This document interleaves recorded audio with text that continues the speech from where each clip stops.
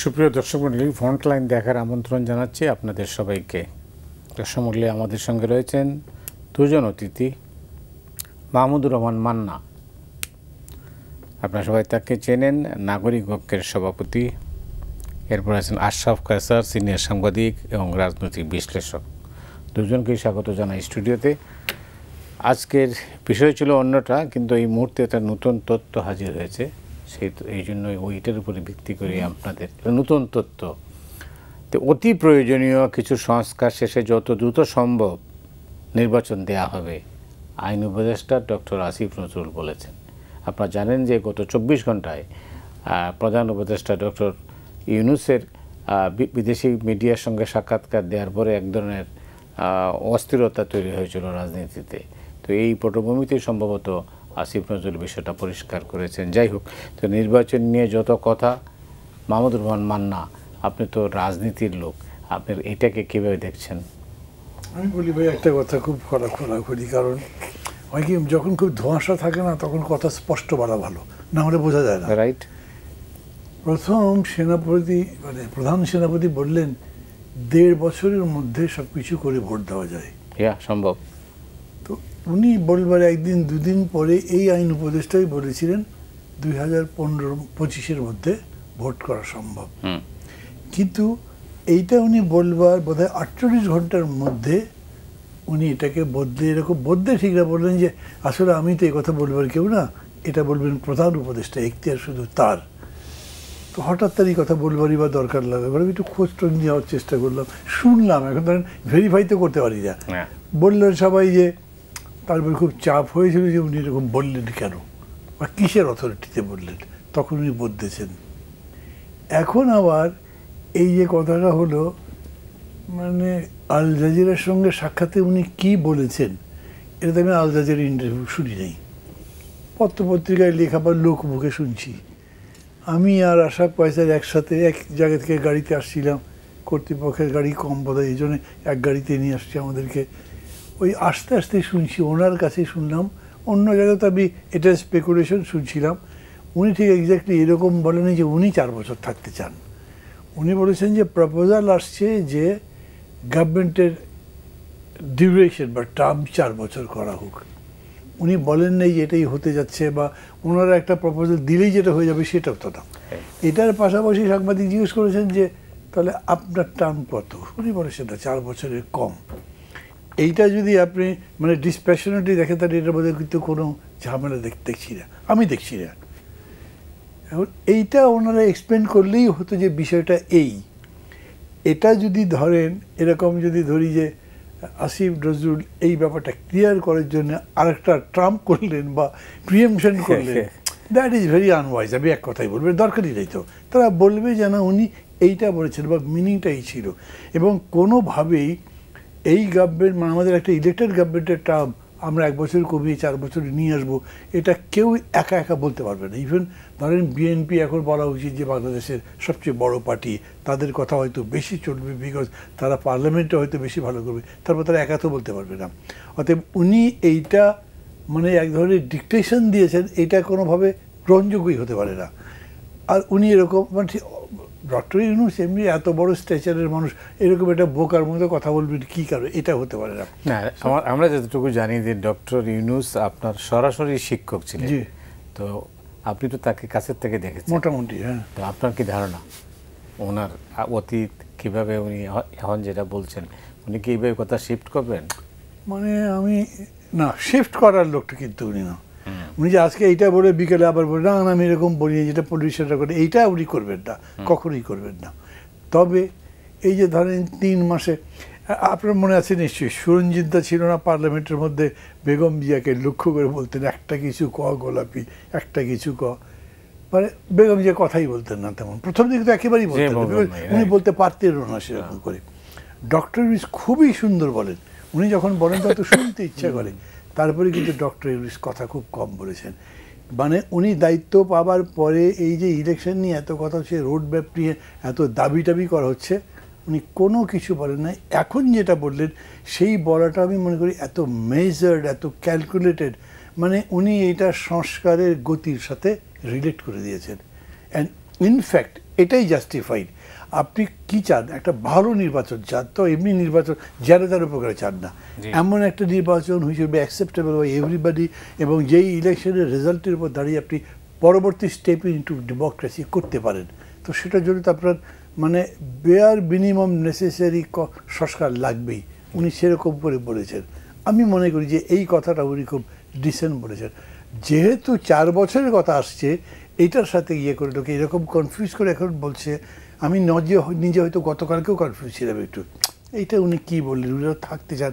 একটা জাস্ট ছোটো ঘটনা বলি, আমাদের সাথে যখন মানে সবাই আরও বলে দেবেন, আমাকে আমি শেষ করে দেবো, যখন আমাদের সাথে সংলাপটা হচ্ছে, সংলাপ ঠিকটা কথাবার্তা হচ্ছে, আমি হঠাৎ হচ্ছে, স্যার আপনার কি ফোন দিফি কি আছে স্যার বলেন তো? কেন কেন কী বলো? আপনি কি ক্ষমতায় থাকতে চান আরও? কেন থাকতে চাইব? আমি বললাম যে আপনি ডক্টর ইউনূস এমন একটা স্ট্রেচারে আছেন that it is no way below the status of the chief adviser of Bangladesh. তার চেয়ে আপনি ভালো জায়গায় আছেন, তো আপনি এইটা কেন লম্বা করতে যাবেন?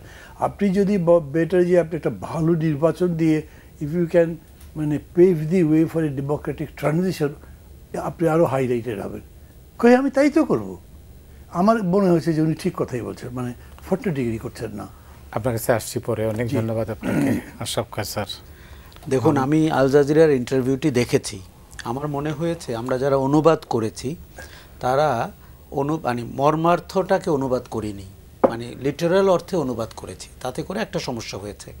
এখন আপনি ইংলিশে যেভাবে বলা হয়েছে তাতে প্রশ্নকর্তা জিজ্ঞেস করেছেন যে সংস্কারের ব্যাপারে, বাংলাদেশের ট্রান্সফরমেশনের ব্যাপারে, তখন উনি বলেছেন যে এমনও চিন্তা হচ্ছে যে 5 বছরের জায়গায় 4 বছর মেয়াদি সরকার হতে পারে কিনা, কেননা বাংলাদেশে ক্ষমতায় জেকে বসে এবং 4 বছর হলে এরকম একটি মতামত এসছে। আপনি জানেন কি না যে উপদেষ্টা হাসান আরিফ কিন্তু মাসখানেক আগেও বলেছিলেন যে এরকম একটি চিন্তা তার নিজের রয়েছে যে সরকারটি 4 বছর হলে কেমন হয়। আমার ধারণা এই চিন্তাগুলো এভাবে প্রকাশ না করে রাজনৈতিক দলের সাথে কথা বলে তাদের সামনে প্রকাশ করলে অনেকটা শোভনীয় হতো।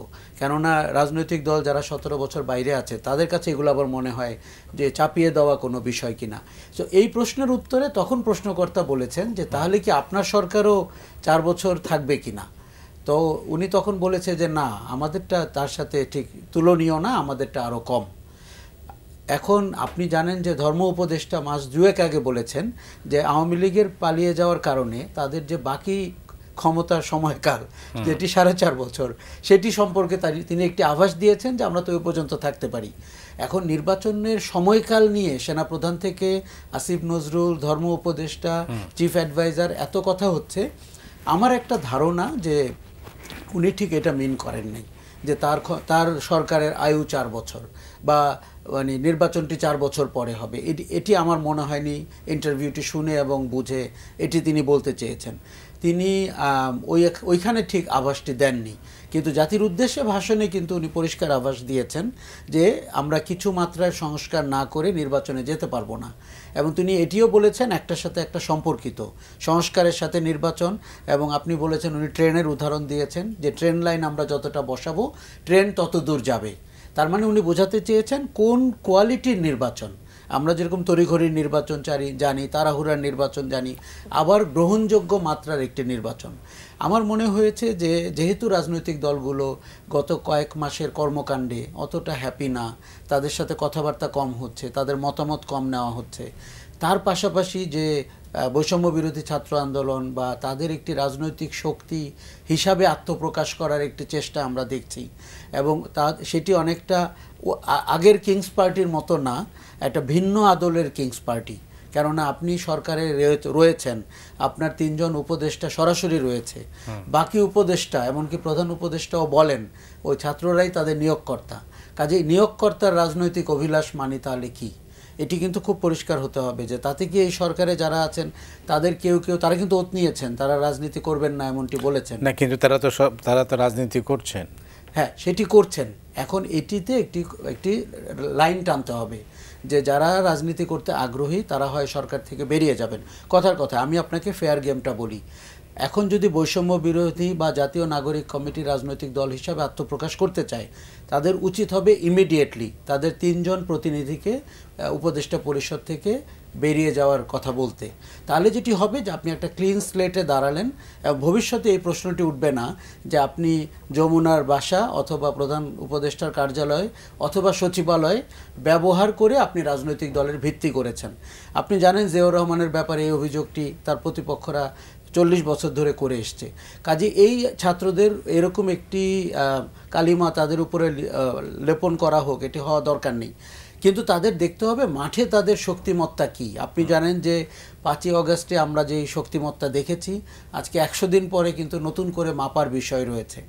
তাহলে যেটি হচ্ছে যে বাজার বা মার্কেটে যে দলগুলো আছে, বিএনপি, জামাত, নাগরিক ঐক্য সহ অন্য সবাই, তারা একটি নির্বাচনের জন্য অপেক্ষা করছে। এবং আমার নিজের ধারণা নির্বাচনটি যত শীঘ্রই সম্ভব, আমি নিজে নির্বাচনটি দেখছি আগামী শীতে, কথার কথা আজ থেকে 12 মাস পরে আমি দেখছি, 13 মাস পরে, 14 মাস পরে। কেননা আমি মনে করছি যে যারা সিদ্ধান্তটি নেবেন তাদের এই বোধ তৈরি হওয়া দরকার যে মাঠের পরিস্থিতি কোন দিকে যাচ্ছে। এদিকে আওয়ামী লীগের মতো একটি পলাতক শক্তি আছে যে এখনও পর্যন্ত আমার ধারণা সবচাইতে সমৃদ্ধশালী, নাশকতায়, অস্ত্রে, অর্থে। তার সাথে ভারতের সংযুক্তি তৈরি হয়েছে এবং ভারতের সাউথ ব্লক এবং তার ডিপ্লোম্যাটসরা এবং তাদের যে মিডিয়া যেইভাবে আপনার রিলেন্টলেসলি এখনও অ্যান্টি বাংলাদেশ ক্যাম্পেইন করছে, তার সাথে ডোনাল্ড ট্রাম্প যুক্ত হয়েছেন সিনে। এখন তার যে উপদেষ্টা মণ্ডলী হচ্ছেন সেখানে কিন্তু আমরা ভারতীয় বংশোদ্ভূত এবং রক্ষণশীল ভারতীয় বংশোদ্ভূত মানুষজনকে দেখতে পাচ্ছি। ফলে আমার ধারণা যে যেই প্রেশারটি আন্তর্জাতিকভাবে তৈরি হবে, আপনি জানেন মার্কিন যুক্তরাষ্ট্র ইতিমধ্যেই বলেছে তারাও একটি নির্বাচনের রূপরেখা চায়। যুক্তরাজ্যের প্রতিনিধি 3 দিন আগেও কিন্তু একই কথা বলেছেন। কাজে শুধু প্রেশারটি ভেতরের রাজনৈতিক দলগুলোর না, বাইরের আন্তর্জাতিক শক্তিরও একটা প্রেশার রয়েছে। এবং মাঠের পরিস্থিতি এখনও নাজুক। মাঠে আপনি দেখতে পাচ্ছেন না যে ঠিক শক্ত হাতে প্রশাসন ধরে রাখা কিংবা আইন শৃঙ্খলা পরিস্থিতি অথবা বাজার পরিস্থিতি। আমার ধারণা সরকারটির শুভবুদ্ধির উদয় হবে যদি সরকারটি যতটা এগিয়ে আনা সম্ভব একটি গ্রহণযোগ্য মাত্রার নির্বাচন করার পরিবেশের ব্যাপারে তত তাড়াতাড়ি তারা নির্বাচনের জন্য যাবেন। তবে তার চেয়ে আগে জরুরি আপনি একটা রোড ম্যাপ ঘোষণা করবেন, তাহলে যেটা হবে রাজনৈতিক দলগুলো প্রস্তুতি নিতে পারবে। আমার ধারণা বৈষম্য বিরোধী ছাত্র আন্দোলন এবং জামাতের মতো দল তারা নির্বাচনটিকে প্রলম্বিত করতে চায়। কেননা একটি অংশ চায় তাদের রাজনৈতিক ভিত্তি দাঁড় করাতে হবে, তারা মাঠে ঘাটে দৌড়াচ্ছেন, আজকে রংপুর কমিটি, কালকে ওই কমিটি হচ্ছেন। আরেকটি অংশ মনে করছেন যে নির্বাচনের পর তো তাদের ক্ষমতায় আসার সম্ভাবনা নাই, তারা অনেকটাই এই সরকারকেই তাদের সরকার মনে করছেন। অনেক ধন্যবাদ মাহমুদুর রহমান মান্না। মানে প্রসঙ্গ কি আর কি, আপনি যেটা বললেন আশরাফ কায়সার, এখন নতুন দল কিংস পার্টি, আমি বলি তারা একটু বলি যে যা মানে নির্বাচনের জন্য যে প্রয়োজনীয়তা যেটা এইভাবে দেখালেন তার সাথে একটু যুক্ত করি, তারপর আমি ওইটার দিকে আসবো। মানে আমাদের ফরেন সেক্রেটারিকে আমেরিকান গভর্নমেন্টের পক্ষ থেকে বলা হয়েছিল যখন গেছেন যে আমরা ডক্টর ইউনূসকে সাপোর্ট করি, তাকে সমর্থনও দিচ্ছি, কিন্তু ওনার তাড়াতাড়ি নির্বাচন দিয়ে দেওয়া উচিত। কারণ যদি একটা আনইলেক্টেড গভর্নমেন্ট দীর্ঘ সময় থাকে তাহলে আনপপুলার হয়ে যায়। দেখেন দেশের মধ্যে কি হয়েছে, উনি এই যে বাইরে গেলেন, $8 বিলিয়ন কমিট করে দিয়েছে তার ফ্রেন্ড বলেন বা আমাদের ডেভেলপমেন্ট পার্টনার বলেন। তারপরে উনি আরও $5 বিলিয়ন কোথা থেকে পাবেন সেটা বললেন। কনফিডেন্স আছে এই গভর্নমেন্টের উপরে বা ডক্টর ইউনূসের উপরে, ফলে রেমিটেন্স এখন বেড়ে গেছে। এগুলো সব মিলে উনি কিন্তু তার বক্তৃতার শুরুতেই একটা খুব আমাদেরকে ভালো একটা পিকচার দেওয়ার চেষ্টা করেছেন যে বাংলাদেশ খুব ভালো এক জায়গায় দাঁড়াবে। কিন্তু economics is everyday business of life. তো এভরিডে বিজনেসকে আবার বাজার যেতে হয়, আবার জিনিসপত্রের দাম তো দেখতে হবে। মানুষ একেবারে জেরবার হয়ে গেছে। এই মানুষ এখনও পর্যন্ত হয়তো কিছু করছে না, মানে এটার সাথে যুক্ত করেন মানুষের বিক্ষোভ বাড়ছে। আর ওইদিকে বিএনপি সর্বশেষ বলেছে আমরা হতাশ উপদেষ্টার বক্তব্য শুনে। তার আগের দিন তারেক রহমান বলেছেন যে ওনারা সব চাপিয়ে দেওয়ার চেষ্টা করছেন। এর আগে আবার তাদের কি বলে স্ট্যান্ডিং কমিটির 2 মেম্বার বলেছেন যে আমাদেরকে বলেন যে আমাদের ধৈর্য কম, আমরা ক্ষমতার জন্য উদ্গ্রীব হয়ে গেছি, আমাদের তো বলেছে আপনারা ক্ষমতা লম্বা করবার জন্য ফদ্দি ফিকির করছেন।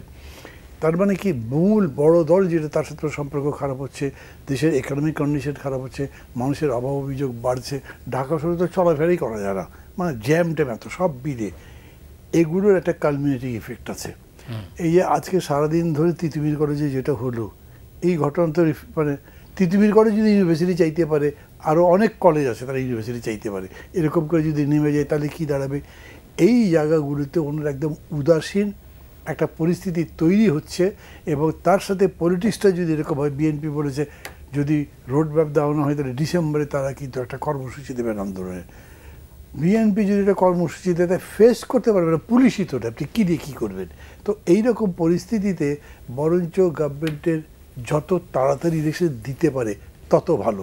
একটা কি হয়েছে জানেন, অনেকে এরকম মানে আপনারাও আবার ইলেকশন তাড়াতাড়ি দিতে চান কেন, আপনারা কি ক্ষমতায় যাবেন নাকি? আরে আমি ক্ষমতায় যাবো কিনা সেটা তো কথা না, কথাটা হচ্ছে যে দেশের ব্যাপারটা কি দাঁড়াবে শেষ পর্যন্ত। এবং আমি সংস্কার চাচ্ছি না এরকম বলবার কোনো কারণে, বরঞ্চ উনি যখন বলছেন যে প্রয়োজনীয় সংস্কার করে যাব, প্রয়োজনীয় সংস্কারটাই হলো সবচেয়ে কারেক্ট কথা। না হলে তো আপনি সংস্কার করতেই থাকবেন, সারা জীবনই করতে পারেন, সংস্কারের কোনো অভাব আছে নাকি? আমাকে প্রথম দেখতে হবে যে পুলিশকে তাড়াতাড়ি এটা সাজিয়ে দিই, যাতে এটা একটা ভোট করবার মতো পুলিশ হয়, সিভিল অ্যাডমিনিস্ট্রেশনও তাই। একইভাবে ইলেকশন কমিশন, এটা আমি ঠিক বুঝলাম না, আমাকে বললেন যে তো কয়েকদিনের মধ্যে ইলেকশন কমিশন ডিক্লেয়ার হয়ে যাবে, তারপরে সব তারা দেখবে। 5 জন ইলেকশন কমিশনার দিয়ে তো এটা হবে না। আপনি একটা ভালো ইলেকশন করতে গেলে ডাউন টু দি গ্রাউন্ড, যেখানে ভোট হচ্ছে সেখানকার চৌকিদার দফাদার পর্যন্ত আপনাকে জিনিসটা দেখতে হবে।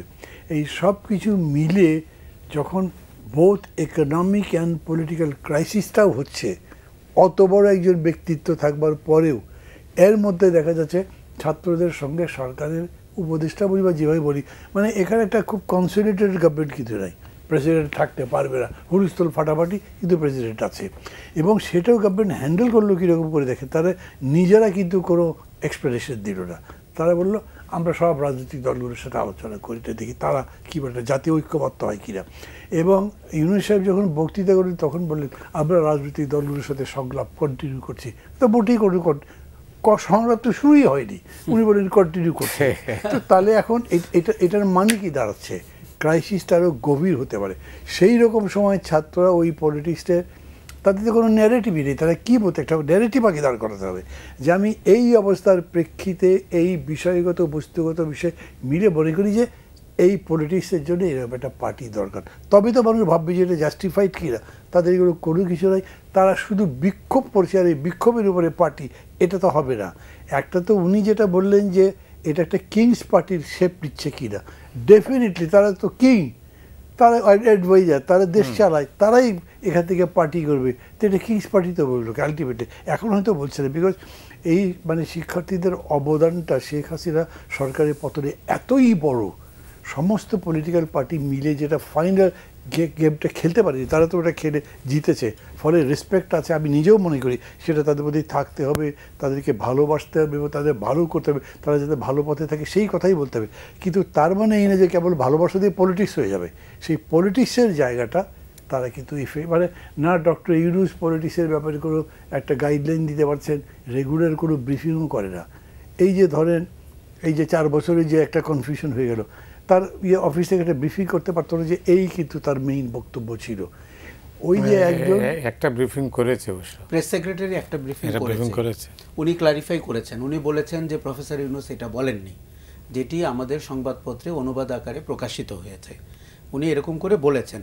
কিন্তু মান্না ভাইয়ের সাথে আমি যেটা যোগ করতে চাই মতি ভাই, সেটা হচ্ছে যে সরকারের একজন মুখপাত্র দরকার, এবং সেটি আজকে অনুভূত হচ্ছে তা না, ডে 1 থেকে মনে হয়েছে। আপনি একই নির্বাচন নিয়ে 5 জন যদি 5টা কথা বলে, তাহলে কনফিউশনটা কে তৈরি করছে? কনফিউশন তো মাঠে নিচ থেকে তৈরি হচ্ছে না, সরকারটি তৈরি করছেন। দেখুন, আমি এই বিপ্লবের বা এই গণ অভ্যুত্থানের নাম দিয়েছি ক্রাউড সোর্স গণ অভ্যুত্থান, কেননা তারা সবাই 18-19টা শক্তি বিভিন্ন দিকে ছড়িয়েছিল, তারা একসাথে এসেছে। ধরেন কালকে আমি গুম খুনের কিছু মানুষের সাথে দেখা করেছি, তারাই বিপ্লবে যুক্ত হয়েছেন, এবং পুলিশের থেকে এই আওয়ামী লীগ আমলে চাকরিচ্যুত হয়েছেন, নির্যাতিত হয়েছেন, তারাও এই আন্দোলনে যুক্ত হয়েছে। তার মানে হচ্ছে ছাত্ররা অবশ্যই ফাইনাল গোলটি দিয়েছেন, কিন্তু এখানে বিভিন্ন সমাজের অংশ থেকে আন্দোলনে যুক্ত হওয়া মানুষ। কাজী ক্রাউড সোর্স আন্দোলনের আবার একটা ক্রাউড সোর্স গভর্নমেন্ট হয়েছে, যদিও তার চেহারা আমরা শুরু থেকেই বলছিলাম যে বিপ্লবের সাথে বা অভ্যুত্থানের সাথে মানানসই না। তাদেরকে আমরা ঠিক কোথা থেকে পেলাম, কে আনলো, অনেকটা অতীতের তত্ত্বাবধায়ক সরকারের মতো। কিন্তু অতীতের তত্ত্বাবধায়ক সরকারের যে টাস্ক, সেই তুলনায় 10 গুণ টাস্ক নিয়ে আপনি বসেছেন। কারণ পতনটি যেরকম ভয়াবহ হয়েছে, টাস্কটিও কিন্তু বেশ টল। কেন মুখপাত্রের কথা বলছি, যে প্রতিবার সরকারটিকে নিয়ে সন্দেহ হচ্ছে বা তাদের ফিন্দি ফকির আছে বা মতলব আছে মনে হচ্ছে কথার কারণে, যে আপনি নির্বাচনটি কবে দিবেন, আদৌ কি আপনি নির্বাচন দিতে চান না প্রলম্বিত করতে চান। সংস্কারের এই প্রক্রিয়াটি কি ঠিক আছে যে সংস্কারের 3 মাস পরে কমিশনগুলো প্রতিবেদন দিবেন, তারপরে রাজনৈতিক দলগুলোর সাথে আলাপ হবে?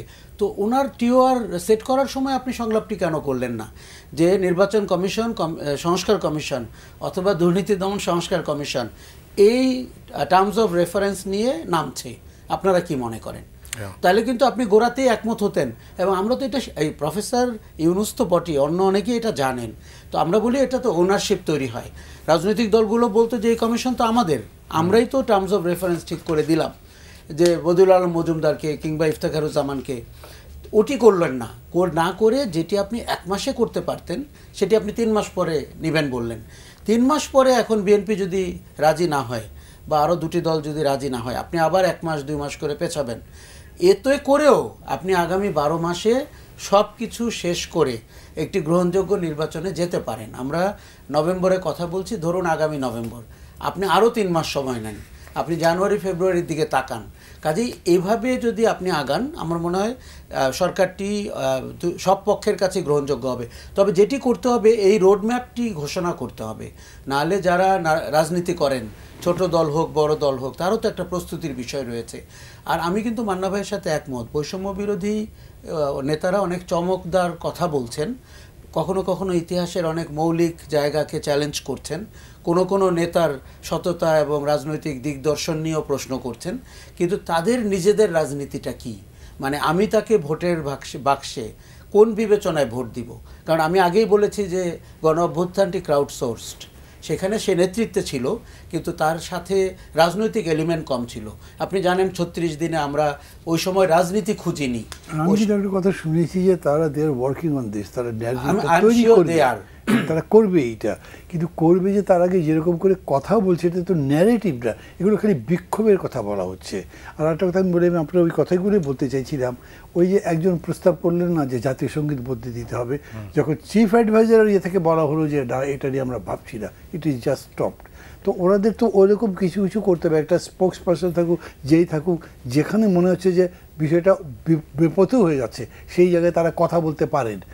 এবং তাদের এইটুকু তো মানে কমান্ডও আছে পাবলিকের উপরে, এইটা তারা অ্যাভয়েড করছেন, অথবা যাই করেন সেটা করছেন না। আর আরেকটা বিষয় কি দেখেন, এটাও আমি ডক্টর ইউনুসকে বলেছিলাম আলাপের সময়, এই যে 3 মাস ধরে তারা লেখালেখি করবে, এর মধ্যে পলিটিক্যাল পার্টিগুলোর সাথে কথা বললে কি হতো? তাতে হতো কি অনেক ডিফারেন্সেস রিজলভ হয়ে একটা প্রপোজাল তৈরি হয়ে যেত। কিন্তু তারা বলছেন না, তারা ওইটার কথা বলবেন না। অলরেডি বলেছেন তারা যে আমরা অন্যদের সাথে কথা বলবো, তারপর প্রপোজালটা গভর্নমেন্টের সাথে, গভর্নমেন্ট পার্টিগুলোর সাথে কথা বলবে। আচ্ছা, গভর্নমেন্ট পার্টিগুলোর সাথে কথা বলুক আলটিমেটলি, কিন্তু মাঝে তো তারাও কথা বলতে পারতেন, তাতে অনেক সমস্যার সমাধান হতো, টাইম বাঁচত, সব দিক দিয়ে ভালো হতো। কিন্তু তারা এটা বলছেনই না।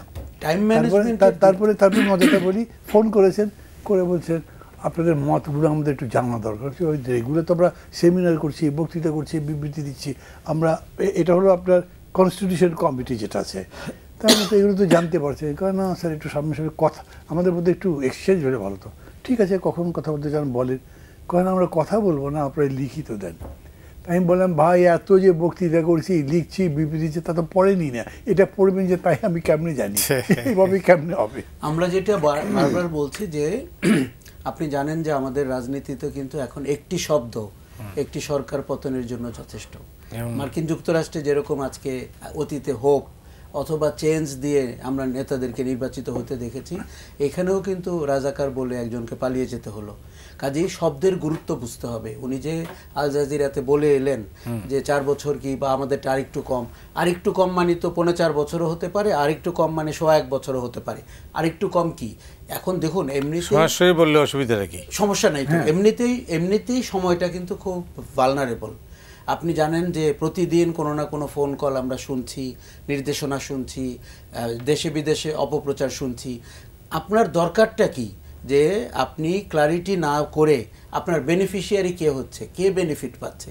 আমার মনে হয় তাদের যে আরও লোকবল বাড়ানো দরকার, এবং প্রেস সচিব তো প্রধান উপদেষ্টার প্রেস সচিব, কিন্তু এই সরকারের একজন মুখপাত্র যদি হয় যিনি এই কথাগুলো পরিষ্কার বলতে পারবেন অ্যাজ অ্যান্ড ওয়েন রিকোয়ার্ড। ওনার যখনই আল জাজিরার ইন্টারভিউটা গেল তখনই তো তারা বলতে পারতো যে এরকম একটা ইন্টারভিউ হয়েছে, এটা হেডলাইন হয়েছে, আমরা এটা মিন করিনি, আমরা এইভাবে বলতে চেয়েছি। কথা কিন্তু মান্না ভাই যে উদাহরণটি দিলেন, জাতীয় পতাকা জাতীয় সঙ্গীতের আলোচনাই কিন্তু সেদিন থেমে গেল যেদিন প্রধান উপদেষ্টা বললেন। না, আমি সেদিন এটা বক্তৃতা শুনলাম, সেটা বলছে যে সব হত্যার বিচার হওয়ার পরে নির্বাচন। হ্যাঁ, এটি তো না, এটি আরো মারাত্মক কথা। মতিবে আমি আপনাকে বলি, প্রধান উপদেষ্টার সেদিনের জাতির উদ্দেশ্যের ভাষণে আমি প্রথম জানতে পারলাম 11টি বিশেষায়িত হসপিটালে আহতদের চিকিৎসা হচ্ছে অথবা তারা যেতে পারেন।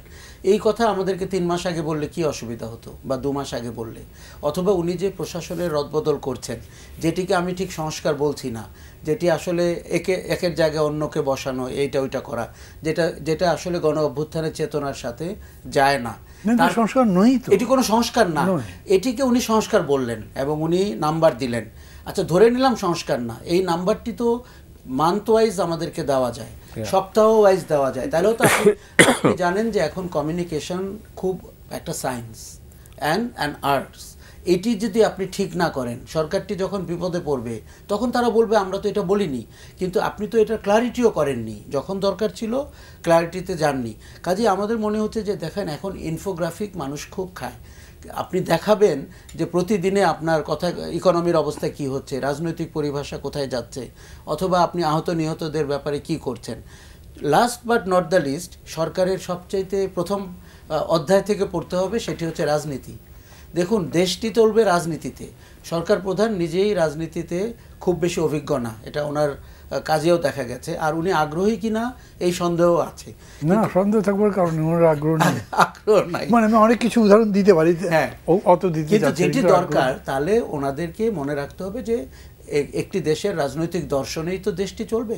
বাজারে আপনার মূল স্টেক হোল্ডাররা তো রাজনীতিবিদরা, রাজনৈতিক দলগুলো, তাদের সাথে আপনি কথাবার্তায় যেন ঠিক থাকেন এবং দেশের মানুষ যেন ভরসা রাখতে পারে যে আপনি আরেকটি বিরাজনীতিকরণের চেষ্টা করছেন না। এই অভিযোগও কিন্তু উঠেছে। কাজেই এই জায়গাগুলোতে সতর্ক থাকতে হবে। আপনি জানেন, হাসান মাহমুদ জনাব তারেক রহমান সাহেব বলে এই যে উপরে সামনে পিছনে টাইটেল, এর মতলব তো খারাপ। মতলব হচ্ছে কোনোভাবে যে তার মাটিতে আবার সে ফিরে আসতে পারে কিনা, খড়কুটো তোরে হলেও। কাজে সরকারকে অতি সতর্ক হতে হবে, তার কারণে যেন দেশ অস্থিতিশীল না হয়। বিরতিতে যাব, 1 মিনিট সময় আছে। এক বিষয়ের মধ্যে নতুন করে বলবার বিষয় নাই, মানে যে কথাটা উনি বলছেন সেটাকে আমি কন্টিনিউ যদি করি এরকম করে, তাহলে আমি বলবো যে ধরেন এই পর্যন্ত আমি কোনো একটা ইস্যুতে দেখলাম না যে গভর্নমেন্টের ইনিশিয়েটিভ নিয়ে কোনো কথা বলছেন। অনেক ইস্যু কিন্তু আসছে, কী রেখেছে 15ই আগস্টের ব্যাপারে, এবং 15ই আগস্টের ডাকাও দেখেন আমাদের যেমন রেখেছে গণতন্ত্র মঞ্চকে, আমরা 6টা দল বলেছি 30 মিনিট সময়। তো বললাম ভাই, এক পার্টি 5 মিনিট করে তো বলতে পারবে, আপনারা তো বলবেন, তো 3-4 মিনিটে কী কথা বলবো আমরা? আচ্ছা ঠিক আছে, আরও কিছু বেশি বলেন। এটা এত ইনফর্মাল টাইপের। পূজার ব্যাপারটাও একই রকম আছে। এর বাইরে ভাই এরকম হয় নাই যে তারা বলছে যে আচ্ছা সংস্কার নিয়ে কথা বলি। সংস্কার এসেনশিয়ালি একটা গুণগত রূপান্তর করবে, জাস্ট বাই চেঞ্জিং ম্যান। একজন যে একটা জায়গায় খালি আছে, সেইখানে আরেকটা লোককে আমি বসিয়ে দিলাম। এই লোকটা যে ভালো না খারাপ তা তো আমি জানি না। এবং সিভিল বিউরোক্রেসিতে দেখেন, একে সরিয়ে বিকে দিচ্ছে, ওনারা নিজেরাই বলছেন বি তো এরই আপনার ফটোকপির মতো, বিকে সরিয়ে যদি সিকে দিই তাও ওই আসবে। অথচ এইখানে বিতর্কটা হতে পারতো। আমি যেরকম মনে করি যে শেখ হাসিনা, আমি আমেরিকা করতেছি তখন, বললেন যে 4 ইয়ার পর্যন্ত সব অ্যাডমিনিস্ট্রেশন বেগম যে সাজিয়ে ফেলছে, আমরা গিয়ে করব কি? কিন্তু উনি যেদিন ক্ষমতায় গেলেন, তারপরে পুরো অ্যাডমিনিস্ট্রেশন তাকে ইয়ে করলো, সমর্পণ করলো। এই যে লতিফুর রহমান করলেন না, আসবার সাথে সাথে এক রাতে কতগুলো সেক্রেটারির মধ্যে দিন, এদের কোনো অ্যাকশনই নাই তো। মানে এদেরকে ডেফিনেটলি অ্যাডমিনিস্ট্রেশন স্যালুট করবার কথা ছিল, এবং যে রেসপেক্টটি তার আসছে, যে সাপোর্টটি আসছে, এই জায়গাতে তারা প্রোঅ্যাক্টিভ তো দূরের কথা, অ্যাক্টিভই না। আশরাফ কায়সার, আপনাকে দিয়ে শুরু করি। সেটা হচ্ছে যে সব দলের অংশগ্রহণে নির্বাচন বলতে আপনি কি বোঝান? দেখুন, আমি গণ অভ্যুত্থানের সঙ্গী ছিলাম, অংশ নিয়েছিলাম, আমি স্পিরিটটি জানি। স্পিরিটটি হচ্ছে যে যারা গণহত্যা করেছে, যারা ফ্যাসিবাদী শাসন কায়েম করেছিল, যারা 15 বছর জোর করে ক্ষমতায় ছিল, যারা অগণিত মানুষকে গুম করেছিল, হত্যা করেছিল, নির্যাতন করেছিল, তাদের রাজনৈতিক অধিকার নিয়ে আমাদেরকে বিবেচনা করতে হবে। তার মানে হচ্ছে যে তারা রাজনীতি করতে পারবেন কিনা, এমনকি তাদের সামাজিক পর্যায়ে তারা চলাচল করতে পারবেন কিনা, এবং যাদের হাতে রক্ত রয়েছে তাদের শাস্তি হতে হবে। সেটি যদি সংগঠনকেও আপনি অন্তর্ভুক্ত করেন সেটিও অনেকটা গ্রহণযোগ্য হবে। এই হচ্ছে গণ অভ্যুত্থানের ভাষা, যেটি আপনি ঢাকার দেয়ালগুলোতে আমাদের যেরকম আমি বলে থাকি সংবিধান দেয়ালে তৈরি হয়ে আছে, সেরকম আমাদের আকাঙ্ক্ষাটিও দেয়ালে তৈরি হয়ে আছে। আপনি এখনো, আমরা কি সেই অবস্থায় আছি? এখন কি হয়েছে বলি, আমরা সবাই বলছি যে গণ অভ্যুত্থানের সরকার এটি, ছাত্ররা আমাদের নিয়োগকর্তা, তাহলে স্পিরিটটি গেল কোথায়? স্পিরিটটি হাওয়া হয়ে গিয়ে একটা প্রশাসনিক সংস্কারের দিকে বাংলাদেশ হাঁটাচলা শুরু করেছে, এবং এটি কিন্তু আমার মনে হয় না মানুষের কাছে গ্রহণযোগ্য হবে। সব দলের অংশগ্রহণের নির্বাচন মানি আপনার আওয়ামী লীগকে সঙ্গী করে নির্বাচন, এবং বিএনপি বেশ কয়েক মাস ধরে আগ বাড়িয়ে কথাটা বলছে যে তারা চায় না আওয়ামী লীগ ব্যান হোক, এবং তারা চায় আওয়ামী লীগ নির্বাচনে অংশগ্রহণ করুক। এখন দেখুন, বিএনপির পাওয়ার পলিটিক্স করছে। বিএনপি চায় যে প্রতিবেশী দেশকেও যেন আপনার কনফিডেন্সে নিয়ে সরকার গঠন করতে পারে, এবং তাকে রাজনৈতিক স্পেস দিলে বিএনপি বুঝতে পারছে যে হয়তো তার এরকম কোনো রোল এখন থাকবে না, মানুষ তাকে ভোট দিবে না, তাদের প্রার্থীরা পলাতক, কেউ কেউ জীবন হানির আশঙ্কা করছেন, কেউ কেউ এখানে খুন করে গেছেন। কিন্তু আপনি যদি দেখেন যে ফ্যাসিবাদের পরে পৃথিবীর কোথায় কোথায় কি ঘটেছে, জার্মানিতে দেখেন, ইটালিতে দেখেন, এমনকি অন্যান্য দেশে দেখেন, তার তো ফিরে আসার একটা সময়কাল থাকবে, 15 বছর বলি, 20 বছর বলি, তার আগে তার রাজনৈতিক অধিকার তৈরি হয় না। আর এই যে ব্যক্তিবর্গ যারা নেতৃত্বে ছিলেন, যারা হুকুম দিয়েছেন, যারা গণহত্যাটি সংগঠিত করেছেন, তাদেরকে তো আমরা বিচারের আওতায় দেখতে চাই। এখন আমাদের বিচারালয় অথবা আন্তর্জাতিক অপরাধ ট্রাইব্যুনাল, যেটি গতকালকে থেকে আমরা দেখলাম তাদেরকে হাজির হতে, সেইটির জন্য আমাদের অপেক্ষা করা উচিত। এই নেতৃবর্গের কি বিচার হয়? আপনি জানেন যে ওই আইনটিতে আগামীকাল ক্যাবিনেট মিটিংয়ে আলোচনা হবে যে ওই যে 10 বছরের জন্য সংগঠনকে ব্যান করা বা নিষিদ্ধ করা, সেটিও হয়তো অন্তর্ভুক্ত হচ্ছে। তাহলে আমরা কিন্তু একটা ধারায় দেখছিলাম যে যেভাবে ফ্যাসিবাদের পরে আপনার পরিস্থিতি মোকাবেলা করতে হয় সেদিকে যাচ্ছে। এখন আপনি যে শিরোনামটি বললেন, এটিও কিন্তু গত 2-3 দিন ধরে ঢাকাকে খুব হতাশ করেছে, অস্থিতিশীল করেছে। মনে হচ্ছে যে আওয়ামী লীগকে সাথে নিয়ে নির্বাচন, আওয়ামী লীগের ভোটাধিকার থাকবে, তাহলে যে কনফিউশনটা তৈরি হবে যে আপনি গণহত্যাকারীদের আবার রাজনৈতিক স্পেস দিচ্ছেন, আমার মনে হয় এটি মানুষ গ্রহণ করবে না, এবং এই ব্যাপারে সরকারকেও সতর্ক অবস্থান নিতে হবে। অনেক ধন্যবাদ আশরাফ কায়সার। মান্না ভাই, দল নিষিদ্ধ করা আর সব দলের নির্বাচন আপনি কিভাবে দেখেন? মানে আমি একদম প্রথম থেকে বিষয়টা আপনাদের সবাইকে খেয়াল করতে বলি। কথা ছিল কি জানেন, ডক্টর ইউনূস নিজেই বলেছিলেন একটা ইনক্লুসিভ বাংলাদেশ করতে চান, বাংলাদেশ হবে একটা ফ্যামিলি। তো এটার মানে কি ইনক্লুসিভ মানে কি, তার ব্যাখ্যা লাগবে তো, একটা কোনো ব্যাখ্যা তিনি দেননি। ওইটা আমি বলছি যে ওনারা এইসব ব্যাপারে কথা বলতে চায় না, যেখানেই দেখছে যে একটু বিতর্ক হবে কিছু হবে সেগুলো অ্যাভয়েড করছে, অথচ এটা অ্যাভয়েড করার নেই। যখন তারা 15ই আগস্ট উপলক্ষে ডেকেছে আমাদেরকে, সেই দিন তখন ওই যে স্বরাষ্ট্র মন্ত্রণালয়ের দায়িত্বে ছিলেন ব্রিগেডিয়ার সাখাওয়াত, উনি কিন্তু বলেছেন না তাদেরকে তো আমরা সংগঠন করতে মানা করিনি, বিক্ষোভ সমাবেশ করতে তো মানা করিনি। তার মানে কি, আপনি 15 তারিখে বিক্ষোভ করবার অনুমতি দিয়েছেন, হোম মিনিস্টার দিয়েছে। জিজ্ঞেস করেছিলাম আপনারা যে আমাদেরকে ডেকেছেন, আপনারা তো পারমিশন দিয়েছেনই। তখন আইন উপদেষ্টা বলেন মানা ভাই এগুলো নিয়ে এখন আলোচনা করেন না, এটা আমি আলোচনা করবো না, মানে ওটা ব্যক্তিগত কথা। তো ব্যক্তিগত কথা তো মন্ত্রী বলতে পারে না, এটা কীভাবে, এটা আওয়ামী লীগও এরকম বলতো, কয় ভাই বিব্রত করেন না মিশে মিশে, এটা নিয়ে আমরা দেখছি এটা হবে না। তারপরে এখন কি করবেন, তাদের কোনো কথা নেই। আমরা বললাম যে পিপল সেন্টিমেন্টটা দেখেন, দেখে তার বেশি যায়নি না, কোনোভাবে আপনাদের যাওয়া উচিত হবে না। তারা আবার কদ্দূর গেল দেখেন, ছুটিও বাতিল করে দিল। তাহলে তার আগে এগুলো হলো কেন? তার মানে তাদের মধ্যে কোনো একসাথে বসে চিন্তা ভাবনা করে কথা বলে সেটা করার দরকার নেই। ইনক্লুসিভ পলিটিক্সের কথা বলছে, যে ইনক্লুসিভ যখন বলছেন তার মানে হচ্ছে যারা যারা রাজনীতিতে আছেন তাদেরকে ইনক্লুড করেই তো করবে, এটা কোনো কথা হয় না।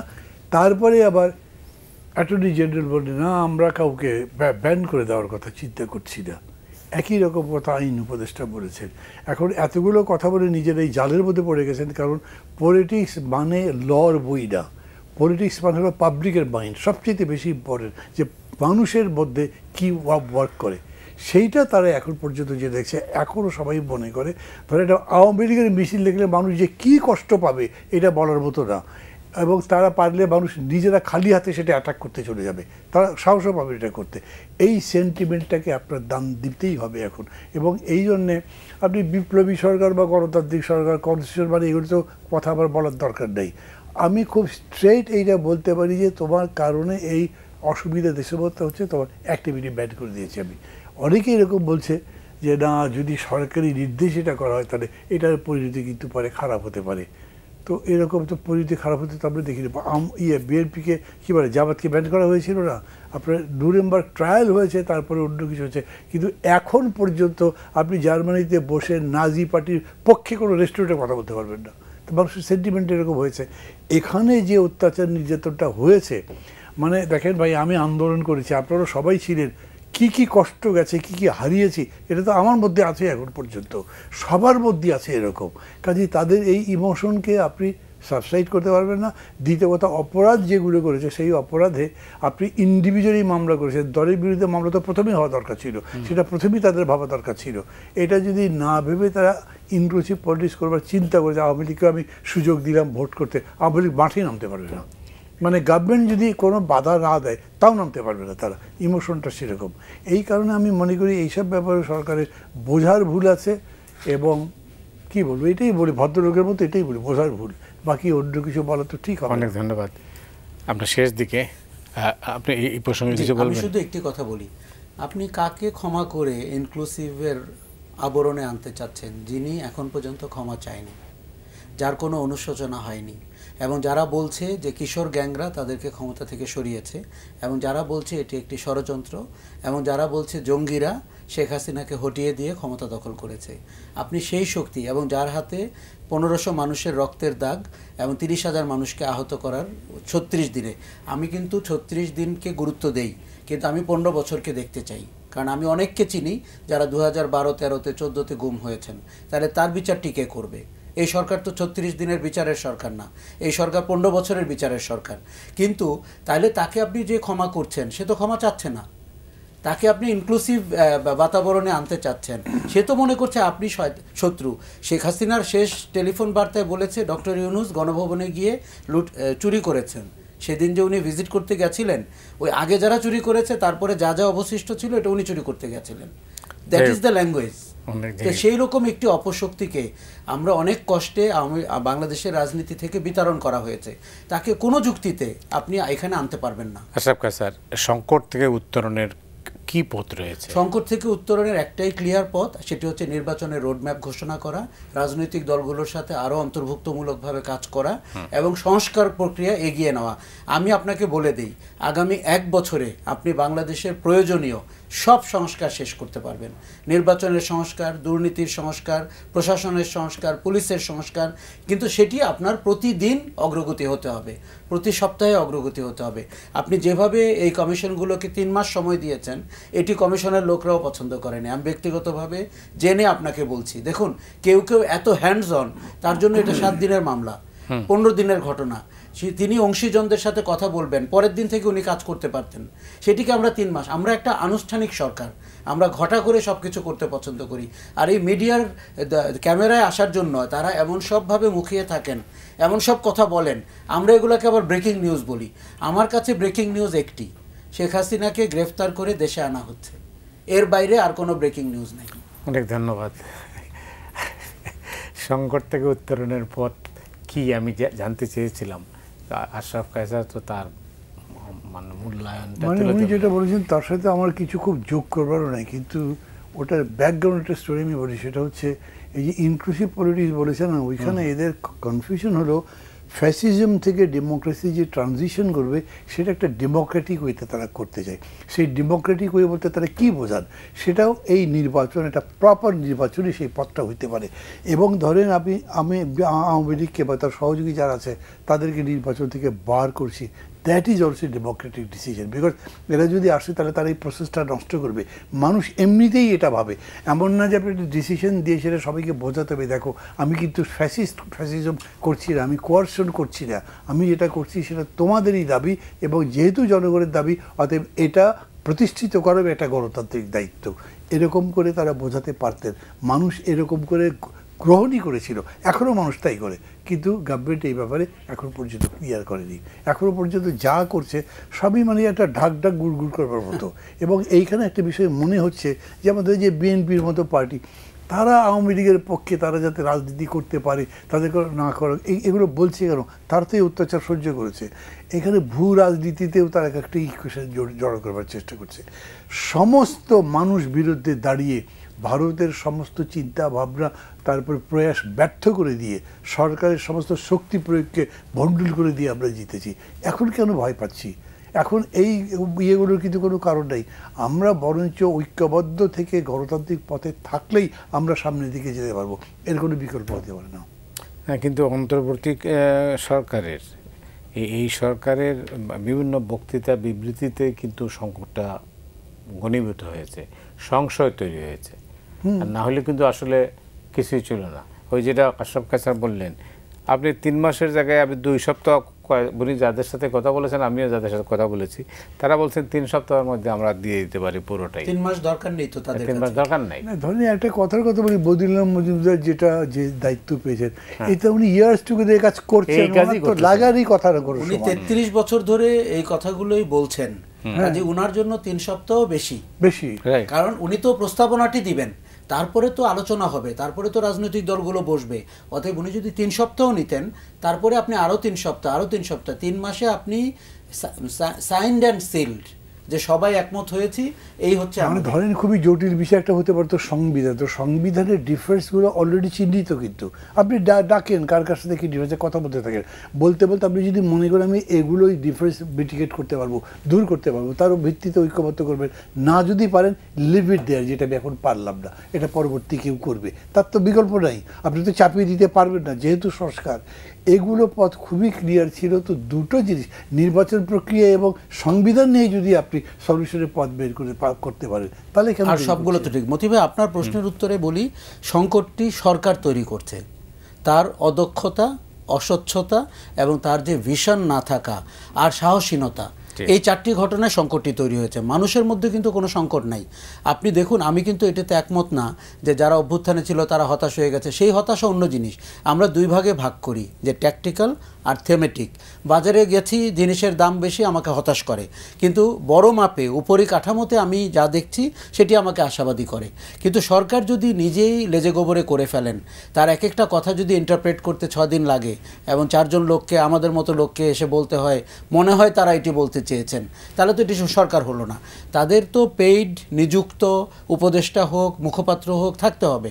আরেকটা জিনিস হচ্ছে যে আপনাকে তো সাহসী হতে হবে।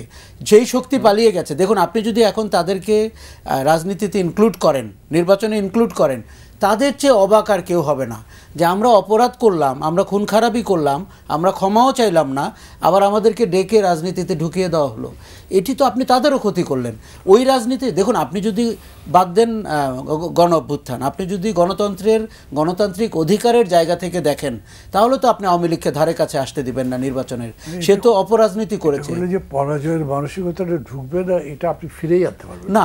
এটি তো মান্না ভাই, আমি শেষ করবো আপনাকে দিই, আর আমার হাতে আছে 2.5 মিনিট। আওয়ামী লীগের রাজনৈতিক ভবিষ্যৎ কি? আমি কোনো ভবিষ্যৎই দেখি না। কেন বলি আপনাকে, মানে আমি কোনো রাগের বশত বলছি না। আওয়ামী লীগকে যদি ফিরতে হয়, তাকে 15 বছর একটা ব্যাখ্যা বলতে হবে, এমন একটা ব্যাখ্যা যেটা মানুষ শুনে মনে করবে না আসলে আওয়ামী লীগের অত দোষ নাই, ওরা ভালোই কিছু করতে চেয়েছিল। Politics is matter of winning the people, তাই তো? আপনি সেরকম কী ব্যাখ্যা, কী ন্যারেটিভ আওয়ামী লীগ তৈরি করতে পারবে? আমি মনে করি আওয়ামী লীগের কাছে কোনো ন্যারেটিভ নেই। এখনও তারা যেগুলো করছে, শেখ হাসিনা যে মাঝে মাঝে ভিডিও মেসেজ দিচ্ছে, তার মধ্যে দেখবেন মানুষকে বোঝাবার কিছু নাই, মানুষের কাছে সারেন্ডার করা কিংবা মানুষকে কিছু শিক্ষা দেওয়ার কিছু নেই। উনি শুধু ওইটাই বলছেন, ওই যে শব্দটা বলে সব কিশোর জ্ঞান আমাদেরকে ফেলে দিয়েছে। তো কিশোর জ্ঞান যে ফেলতে পেরেছে, সেটাও তোমার কত বড় ব্যর্থতা, সেটাও তাকে তো ব্যাখ্যা করতে হবে। ওরা যে দুর্নীতি করেছে, লুটপাট করেছে, সমস্ত জিনিস, অর্থনীতি ধ্বংস করেছে, কমন পিপুল এটা বিশ্বাস করে, কিসের ভিত্তিতে ফিরবে? এই জায়গা তৈরি করতে হবে। তো কত লোক তাদের আছে, অতীতে কত ভোট পেত, এইসব হিসাব দিয়ে কিন্তু এটা হবে না। এইটাও আবার এই গভর্নমেন্ট বুঝতে ভুল করছে আমার মনে হয়। বলার কিছু আছে? আওয়ামী লীগের রাজনীতি আমি খুব অন্ধকার দেখছি, এবং আমি বলেছি যে আওয়ামী লীগ আবার আওয়ামী মুসলিম লীগ নামকরণ নিতে পারেন। কেননা আপনি জানেন যে তারা শরিয়া আইন কায়েমের জন্য চুক্তিবদ্ধ হয়েছিল 2006 সালে। তারা হেফাজতে ইসলামের কাছ থেকে কওমি মাতা হয়েছিলেন। তারা জামাত ইসলামীর সাথে যুগপথভাবে বিএনপির বিরুদ্ধে আন্দোলন করেছিলেন। কাজে তাদের ইসলামের প্রতি যে দরদ, এটি অন্তত যেই রাজনীতি তারা মার খেয়েছেন, তাদের দর্শন মার খেয়েছে, তাদের শেখ মুজিবুর রহমান অথবা মুক্তিযুদ্ধ অথবা ধর্মনিরপেক্ষতা, সবগুলো কিন্তু আপনার দেউলিয়া হয়ে গেছে। এখন একটি উইন্ডো খোলা আছে, তারা যদি ইসলামিক পথে, এই যে অতীতের 3টি উদাহরণ আমি দিলাম, এই পথে কিছুটা এগিয়ে আসতে পারে। তবে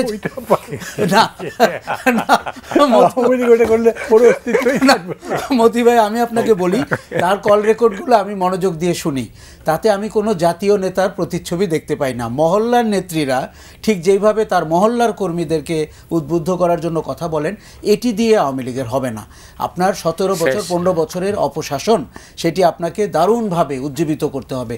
তবে কোনোভাবে যদি সে আবার তার মানে ব্যাক টু স্কোয়ার ওয়ান করে আবার রাজনীতিকে একে একে 1, 2, 3 করে দাঁড় করাতে পারে, ওই ধৈর্য এবং সাহস যদি থাকে, 20-30 বছর পরে আপনি দেখতে পাবেন। আশরাফ খান স্যার, আমাদের রাজনীতিতে একটি শব্দ সবসময় চালু আছে, সেটা হচ্ছে রাজনীতিতে শেষ কথা বলতে কিছু নেই। অনেক অনেক ধন্যবাদ আপনাকে, মাহমুদুর রহমান মান্না, আপনাকেও ধন্যবাদ। আপনারা যারা এই অনুষ্ঠান দেখলেন, আপনাদের সবাইকে ধন্যবাদ জানিয়ে আজকের মতো এখানেই বিদায় নিচ্ছি।